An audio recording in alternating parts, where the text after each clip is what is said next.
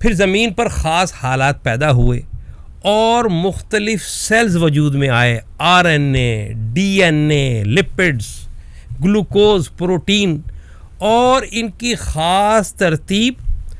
और ख़ास तरकीब से एक स्ट्रक्चर वजूद में आया। दरअसल ये स्ट्रक्चर जो है ये सेल का स्ट्रक्चर था, और इस स्ट्रक्चर के वजूद में आने के बाद फिर दो नज़रियात हैं।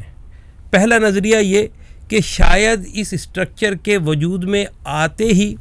ऐसा माहौल और ऐसे हालात पैदा हुए कि इसमें जान पैदा हो गई, और दूसरा नज़रिया जो है वो मजहबी है